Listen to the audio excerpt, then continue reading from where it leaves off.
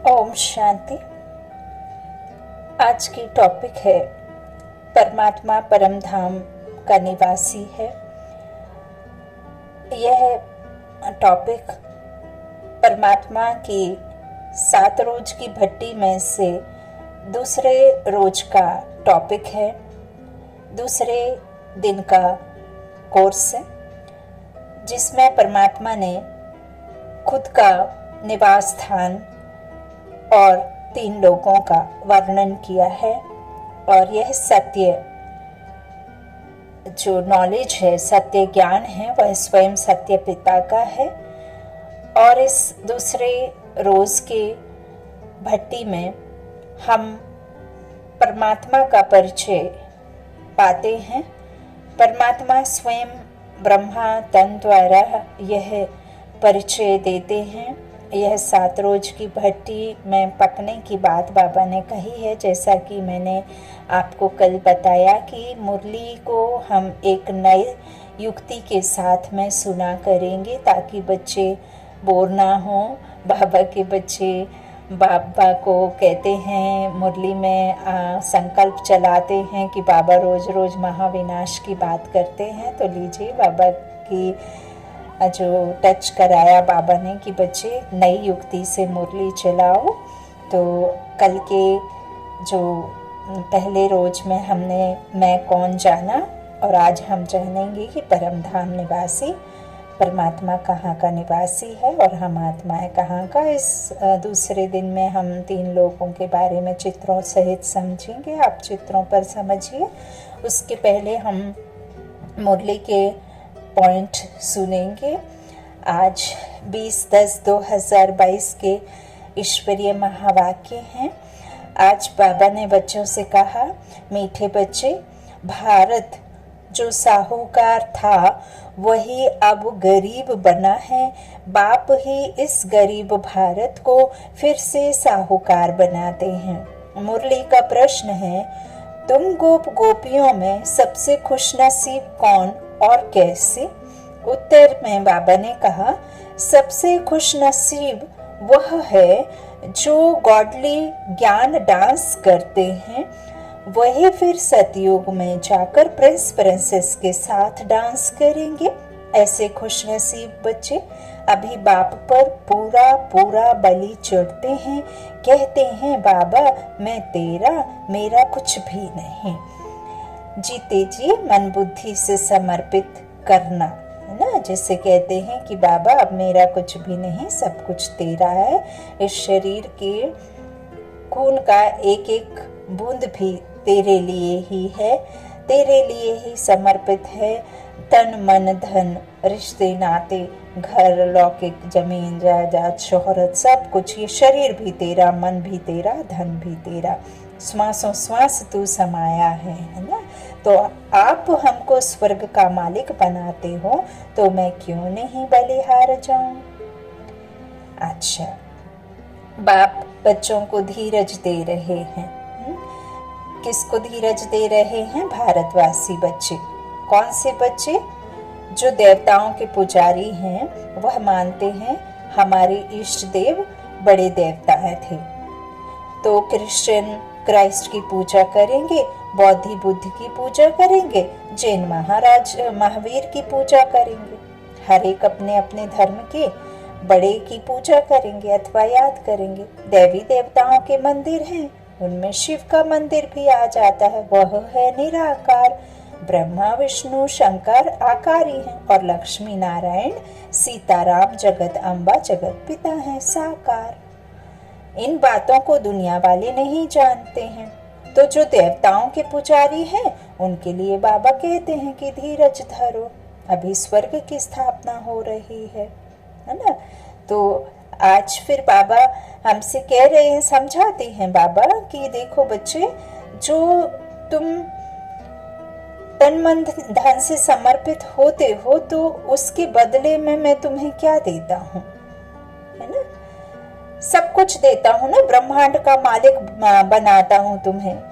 और तुम तो हो ही मेरे बच्चे, सर्वशक्तिमान के बच्चे।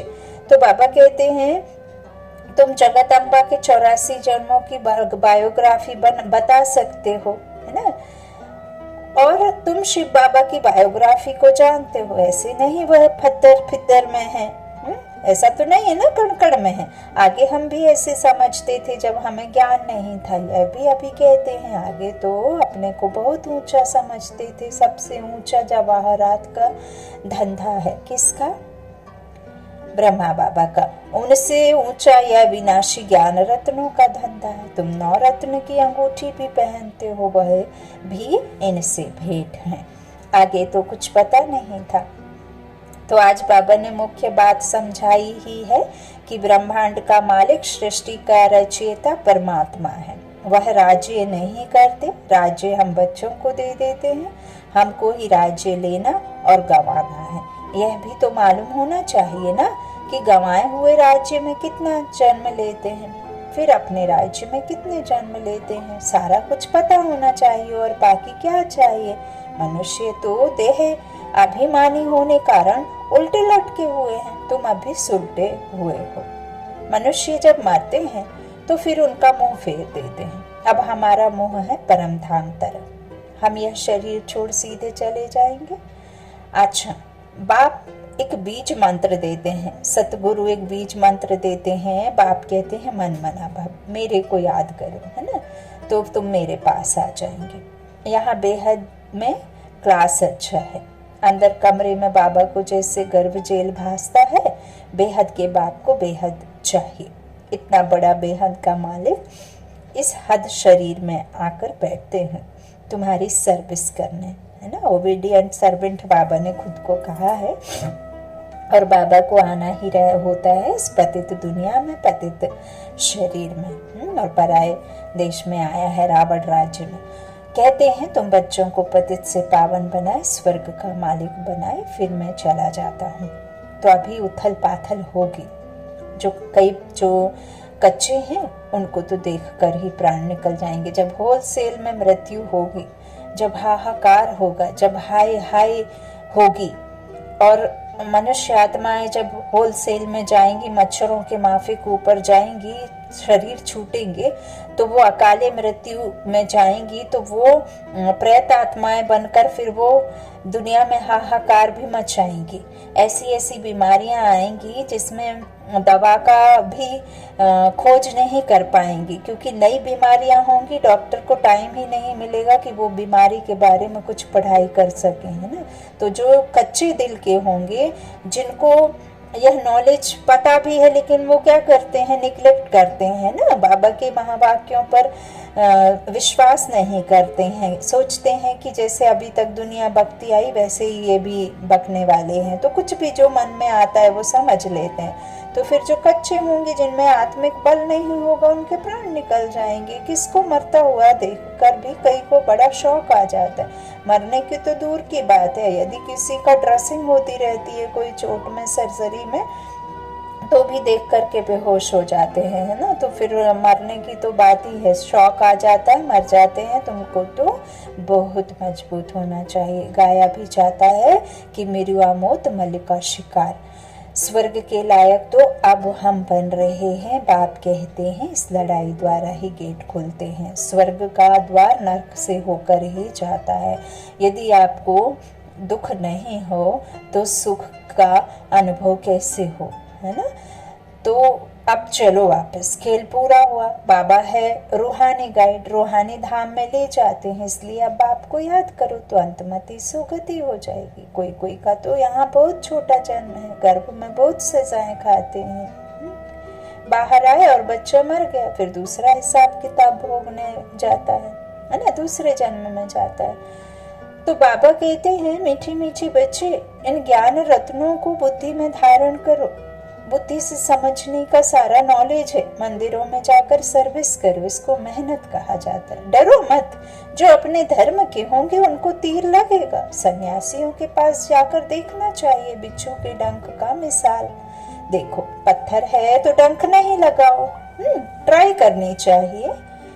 ज्ञान शंख ध्वनि जो बाबा ने कहा ना, वो ज्ञान शंख तो बजाना है, और बर्तन नहीं भी खड़खड़ा रहे हैं तो तुमको खड़खड़ाना है ना, तुमको आवाज करनी है। कोशिश करते करते सक्सेसफुल हो ही जाएंगे। अभी अनुज को ज्ञान और योग की ताकत आई नहीं है, इसलिए अभी सन्यासियों, राजाओं आदि को कहाँ समझाया है ना। जनक, परीक्षित, सन्यासी आदि सब पिछाड़ी में आते हैं, उनको ज्ञान देंगे तो फिर प्रभाव निकल जाएगा, है ना। बाबा कहते हैं फिर उस समय तुम कहेंगे too late, already too late का बोर्ड लग चुका है। बाबा आया था झोली भरने, परंतु तुम आए ही नहीं। हमेशा विचार करो कि कैसे सर्विस करनी है, नई नई युक्ति निकालो। बाबा का पहचान देना है तो हिम्मत नहीं हारना है, अथक और निस्वार्थ सेवा करनी है बाबा की। उसके बदले में ये लौकिक नाम के लिए, लौकिक मान के लिए, लौकिक सम्मान के लिए नहीं, अपने स्वमान में टिक करके बाबा को साथ लेकर के बाबा के साथ कंबाइंड होकर के सेवा करनी है। करण करावन हार करा रहा है, करण हार हम किए जा रहे। तो बाबा कहते हैं बाबा तो आया है झोली भरने के लिए, न तो नई नई युक्ति निकालो, सर्विस करो, निमंत्रण छपाओ, आइडिया निकालो। सर्विस भी ड्रामानुसार ही होती है, हम साक्षी हो देखते हैं।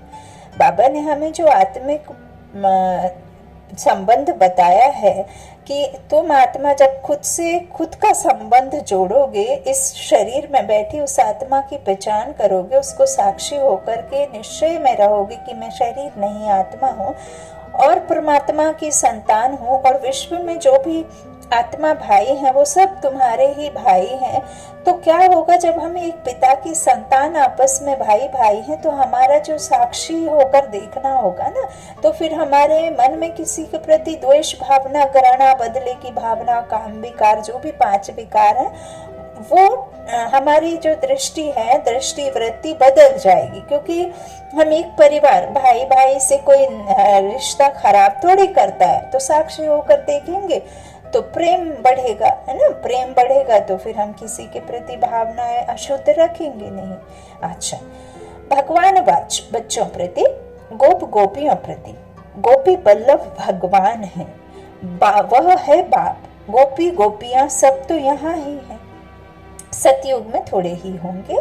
यह है गॉडली ज्ञान का डांस, जो अति इंद्रिय सुख का, और बाबा ने जो हमें ज्ञान इंद्रियों का, कर्म इंद्रियों का जो डांस सिखाया है ना, वो पैरों का डांस नहीं है, स्थूल डांस नहीं है, वो अति इंद्रिय सुख की झूले में झूलने वाली डांस है, और खुशी का, बेहद का ड्रामा, बेहद का बाप, बेहद का वर्षा मिल रहा है। इसीलिए हमारे अंतर में खुशी होनी, बाहर से तो दिखती ही है, फिर वहाँ जाकर प्रिंस प्रिंसेस के साथ डांस करेंगे। तुम बच्चे बड़े ही खुश नसीब हो, सिर्फ बलि चढ़ जाओ। बाबा है, बाबा मैं तेरी हूँ, क्यों नहीं बलिहार जाऊंगी। आप हमको स्वर्ग का मालिक बनाते हो, बड़ी जबरदस्त कमाई है। बाबा कहते हैं बाकी सब तो कब्र दाखिल होने हैं, कब्रिस्तान फिर परिस्तान होगा। दहली परिस्तान थी, परियों का स्थान था, देवी देवताओं को परिस्तान की परियां कहा जाता है, अब कब्रिस्तान है। अच्छा, मीठे मीठे सिकीला दे बच्चों प्रति माता पिता बाप दादा का याद प्यार और गुड मॉर्निंग। रूहानी बाप की रूहानी बच्चों को नमस्ते। हम रूहानी बच्चों के रूहानी माता पिता बाप दादा को याद प्यार और गुड मॉर्निंग। शुक्रिया बाबा, मीठे बाबा, प्यारे बाबा, सबका साथी, सबका सहारा। धारणा के लिए मुख्य सार, पहला बाबा ने कहा सदा इस नशे में रहना है कि हम ब्रह्मांड और विश्व के मालिक बन रहे हैं, हम ब्राह्मण ही फिर देवता बनेंगे। दूसरा, अपनी अवस्था मजबूत बनानी है, मौत से भी डरना नहीं है, बाप की याद में रहना है, धारण कर औरों को भी, औरों की भी सर्विस करनी है। वरदानी बाप का वरदान है, बहानेबाजी के खेल को समाप्त करने वाले मास्टर दातापन के समानधारी भव। जिन बच्चों को बहानेबाजी का खेल आता है वह कहेंगे ऐसे नहीं होता तो वैसे नहीं होता, ऐसा नहीं होता तो वैसा नहीं होता, इसने ऐसे किया, सरकमस्टांस बात ही ऐसी थी। अब इस बहानेबाजी की भाषा को समाप्त कर दृढ़ प्रतिज्ञा करो कि ऐसा हो या वैसा हो, लेकिन मुझे तो बाप जैसा बनना है। दूसरा सहयोग दे तो मैं संपन्न बनूं, नहीं किसी को आधार बना करके नहीं। परमात्मा जब साक्षात आए हैं, जब खुद भगवान हमें लेने आए और खुद भगवान जब परिचय दे रहे हैं, खुद भगवान अपना बना रहे हैं, खुद भगवान ने जब हमें ढूंढा है, जैसे हमने इतने जन्म जन्म नहीं ढूंढ पाए, नहीं इस संसार की कोई मनुष्य आत्मा, कोई शक्ति उसे पहचान पाई, तो फिर जब वो हमें पहचानने के लिए खुद अपनी पहचान दे रहा है और हमें अपना बच्चा बना करके साथ ले चलने के लिए और विश्व पर राजाई देने का पक्का सच्चा वादा कर रहा है कि अंतिम श्वास तक तुम्हारे, जब तक यहाँ बाबा का साथ है तब तक तुम्हें हर हाल में हर एक मुश्किल से बचा कर रखने का वादा जब करते हैं, तो फिर हम क्यों इनडायरेक्ट किसी का आधार लेकर के उस परमात्मा को याद करें? हम क्यों डायरेक्ट परमात्मा से नहीं जुड़ सकते? जब परमात्मा से हमारा संबंध डायरेक्ट है, प्रैक्टिकल में है, जब परमात्मा हमारा बाप है, यह बात हमने जब समझ ली है और अच्छी रीति हमने इस बात को धारण कर लिया है और सचमुच जब सर्वशक्तिमान के तुम बच्चे हो, तो फिर कैसे इनडायरेक्टली तुम सोच सकते हो? तो बाबा कहते हैं बहानेबाजी नहीं, दूसरा सहयोग दे तो मैं संपन्न बनूं नहीं, इस लेने के बजाय मास्टर दाता बन सहयोग, स्नेह, सहानुभूति देना ही लेना है। इस भावना से मास्टर दाता बन के स्वमानधारी बन जाएंगे। स्लोगन है मुरली का, जब मैं और मेरेपन के भावों से वैराग्य हो तब कहेंगे बेहद के वैरागी। जब मैं और मेरेपन के भावों से वैराग्य हो तब कहेंगे बेहद के वैरागी। अच्छा, ओम शांति। आज के हम क्लास में जानेंगे परमात्मा परम धाम निवासी है, दूसरा दिन है। 3 लोकों के बारे में बाबा ने आज बताया है। 3 लोक में लोक कौन से हैं और शिव का धाम कौन सा है? मनुष्य आत्माएं मुक्ति अथवा पूर्ण शांति की शुभ इच्छा तो करती हैं, परंतु उन्हें यह मालूम नहीं है कि मुक्ति धाम अथवा शांति धाम है कहाँ। इसी प्रकार परम प्रिय परमात्मा शिव से मनुष्य आत्माएं मिलना तो चाहती हैं और उसी याद भी करती हैं, परंतु उन्हें मालूम नहीं है कि वह पवित्र धाम कहाँ है, जहाँ से हम सभी मनुष्य आत्माएं सृष्टि रूपी रंगमंच पर आई हैं। उस प्यारे देश को सभी भूल गई हैं। कौन भूल गई हैं? आत्माएं। और किस में खो गई हैं? शरीर में। और वापस भी नहीं जा सकती हैं। पहला साकार मनुष्य लोक। 3 लोकों में सबसे पहला है साकार मनुष्य लोक। सामने चित्र में दिखाया गया है कि एक है यह साकार मनुष्य लोक, जिसमें इस समय हम हैं। इसमें सभी आत्माएं हड्डी मांस आदि का स्थूल शरीर लेकर कर्म करती हैं और उसका फल सुख दुख के रूप में भोगती हैं तथा जन्म मरण के चक्कर में भी आती हैं। इस लोक में संकल्प, ध्वनि और कर्म तीनों हैं। इसे ही 5 तत्व की सृष्टि अथवा कर्म क्षेत्र भी कहते हैं।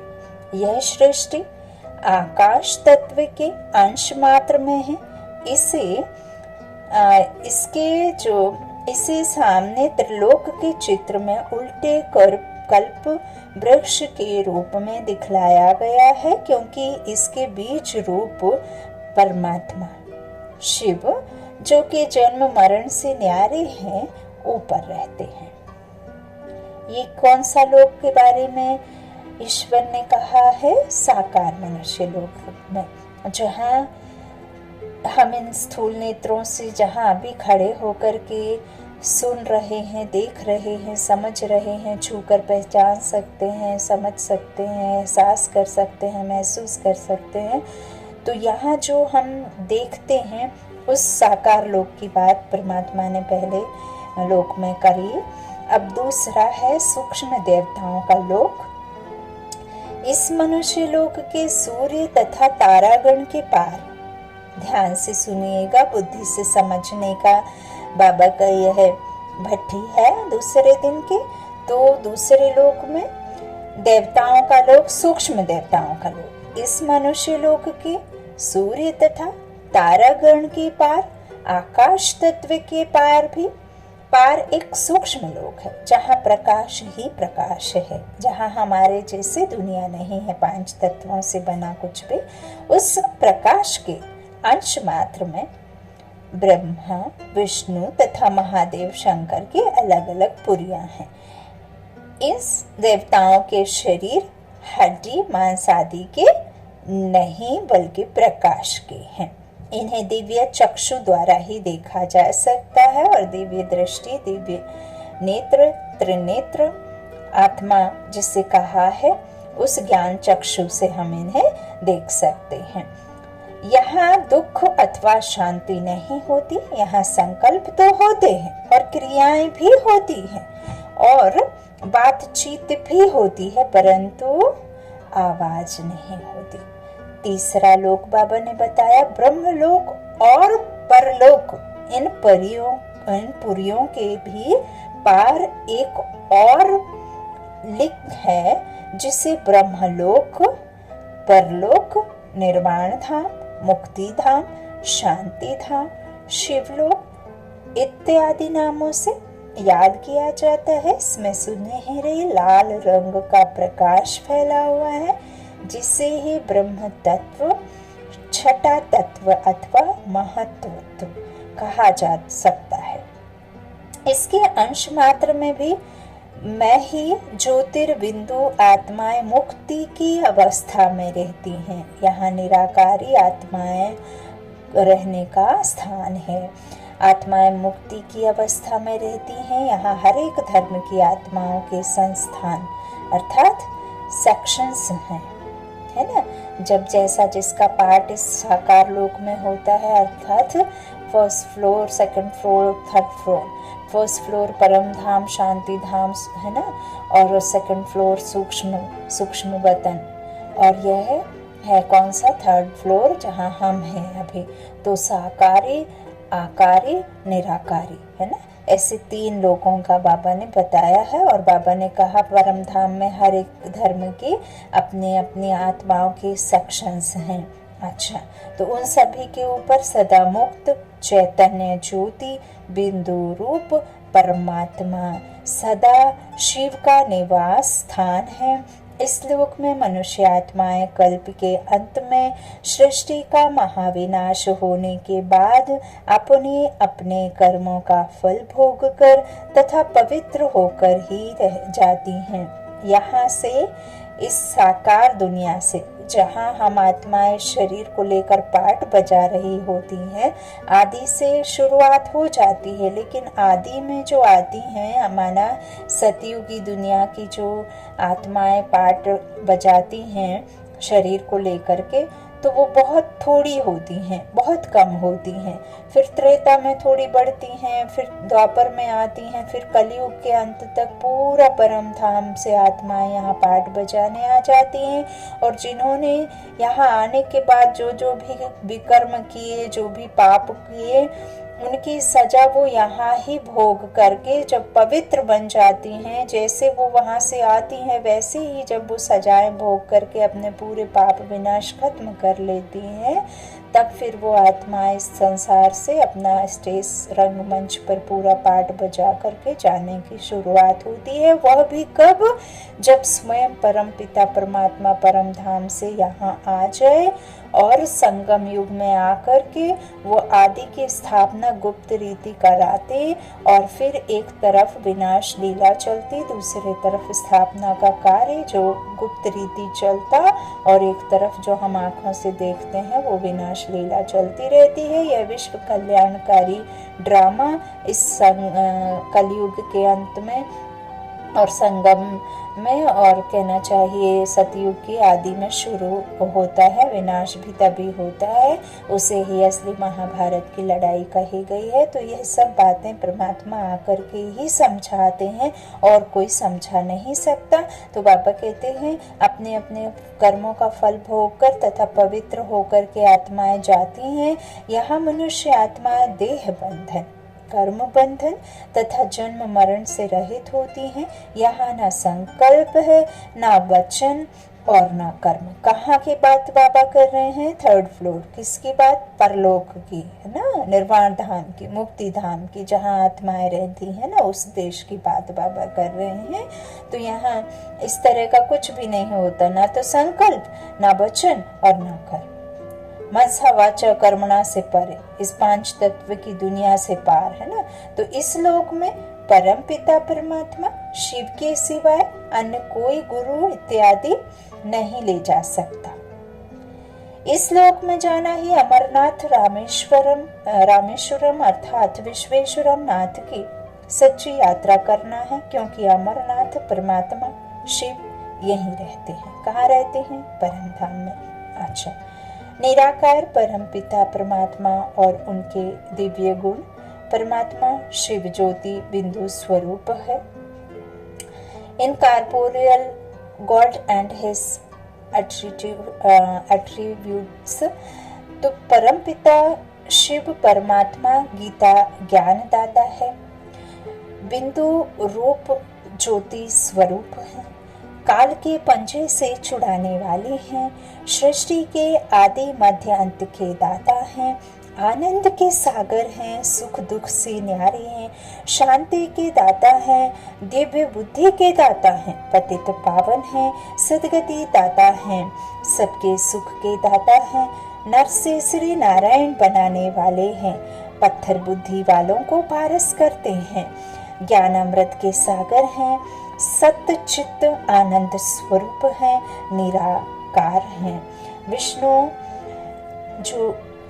विष्णु द्वारा देवी सृष्टि का पालन कराते हैं, शांति के सागर हैं, ब्रह्मा विष्णु शंकर के भी रचयिता त्रिमूर्ति हैं, जीवन नैया को पार ले जाने वाले हैं, परम पिता परम शिक्षक व सतगुरु हैं, जन्म मरण से न्यारे हैं, प्रेम के सागर हैं, अकाल मूर्त हैं, मुक्ति व जीवन मुक्ति के दाता हैं, दुख हरता सुख करता है, मनुष्य सृष्टि रूपी वृक्ष के बीज रूप है, कर्मों की गति को जानने वाले हैं, ब्रह्मा द्वारा सतयुगी सृष्टि की स्थापना कराते हैं, ब्रह्मलोक के वासी हैं, शंकर द्वारा आसुरी सृष्टि का विनाश कराते हैं, गुणों के भंडार हैं, दिव्य दृष्टि विधाता हैं, बिंदु रूप ज्योतिर्स्वरूप हैं, काल के पंजे से छुड़ाने वाले हैं, सृष्टि के आदि मध्य अंत के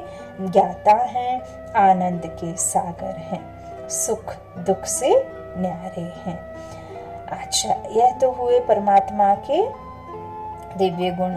तो प्रायः सभी मनुष्य परमात्मा को हे पिता, हे दुख हरता और सुख करता प्रभु, है ना, हेवनली गॉड फादर, ओ गॉड फादर कहते ना, इत्यादि संबंध सूचकों शब्दों से याद करते हैं। परंतु यह कितने आश्चर्य की बात है कि जिसे वे पिता कहकर पुकारते हैं उसका सत्य और स्पष्ट परिचय उन्हें नहीं है, और उसके साथ उनका अच्छी रीति स्नेह और संबंध भी नहीं है। परिचय और स्नेह ना होने के कारण परमात्मा को याद करते समय भी उनका मन एक ठिकाने पर नहीं टिकता, इसलिए उन्हें परम पिता परमात्मा से शांति तथा सुख का जो जन्म सिद्ध अधिकार प्राप्त होना चाहिए वह प्राप्त नहीं होता।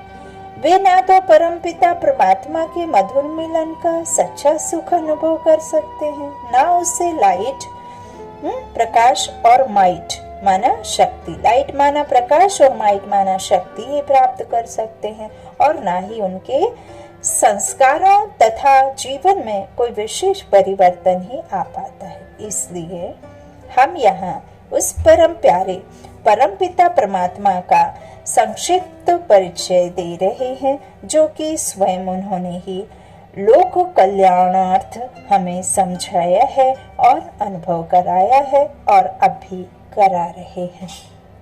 परम पिता परमात्मा का दिव्य नाम और उनकी महिमा। परम पिता परमात्मा का नाम शिव है। शिव का अर्थ कल्याणकारी है। परम पिता परमात्मा शिव ही ज्ञान के सागर, शांति के सागर, आनंद सागर और प्रेम के सागर हैं। वह ही पतितों को पावन करने वाले, मनुष्य मात्र को शांति धाम तथा सुख धाम की राह दिखाने वाले, गाइड, विकारों तथा काल के बंधन से छुड़ाने वाले और सब प्राणियों पर रहम करने वाले, मर्सीफुल हैं। मनुष्य मात्र को मुक्ति और जीवन मुक्ति का अथवा गति और सद्गति का वरदान देने वाले भी एकमात्र वही हैं। वह दिव्य बुद्धि के दाता और दिव्य दृष्टि के वरदाता भी हैं। मनुष्य आत्माओं को ज्ञान रूपी सोम अथवा अमृत पिलाने तथा अमर पद का वरदान देने के कारण सोमनाथ तथा अमरनाथ इत्यादि नाम भी उन्हीं के हैं। वह जन्म मरण से सदा मुक्त तथा एक रस सदा जगती ज्योत सदा शिव है। परमपिता परमात्मा का दिव्य रूप, परमपिता परमात्मा का दिव्य रूप एक ज्योतिर्बिंदु के समान दिए की लौ जैसा है। अब बाबा को कैसे आपको देखना है उस दिव्य दृष्टि से, तो इसमें दिव्य रूप के बारे में बताया है कि वह रूप अति निर्मल, स्वर्णमय, लाल, गोल्डन रेड और मनमोहक है। उस दिव्य ज्योतिर्मय रूप को दिव्य चक्षु द्वारा ही देखा जा सकता है और दिव्य दृष्टि द्वारा ही अनुभव किया जा सकता है। परमपिता परमात्मा के उस ज्योतिर्बिंदु रूप की प्रतिमाएं भारत में शिवलिंग नाम से पूजी जाती हैं और उनके अवतरण की याद में महाशिवरात्रि भी मनाई जाती है।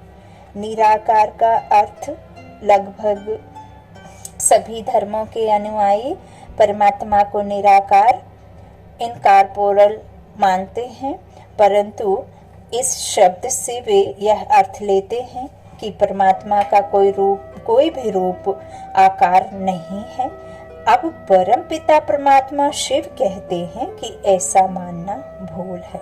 वास्तव में निराकार का अर्थ है ही कि परम पिता साकार नहीं है, अर्थात ना तो उनका मनुष्यों जैसा स्थूल शारीरिक आकार है और ना देवताओं जैसा सूक्ष्म शारीरिक आकार है, बल्कि उनका रूप अशरीरी है और ज्योतिर्बिंदु के समान है।